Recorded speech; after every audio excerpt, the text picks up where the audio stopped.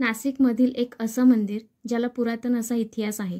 अशा नाशिकमधील पंचवटीमधील काळाराम मंदिराला आज आपण भेट देणार आहोत. 1978 ते 1990 मध्ये हे मंदिर माधवराव पेशव्यांच्या मातोश्री गोपिकाबाई पेशवे यांनी बांधले होते.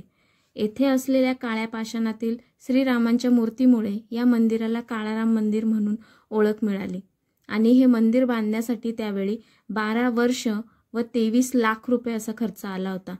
हे संपूर्ण मंदिर काळ्या पाषाणात बांधलेले असून तब्बल 2000 कारागीर 12 वर्ष काम करत होते आणि ह्या मंदिरासाठी रामशेज किल्ल्याजवळून दगड आणण्यात आले होते.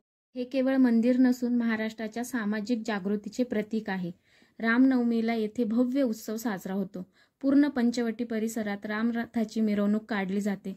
नाशिकला जर आलात तर काळाराम मंदिराला नक्की भेट द्या. व्हिडिओ आवडला असेल तर व्हिडिओला लाईक, कमेंट, शेअर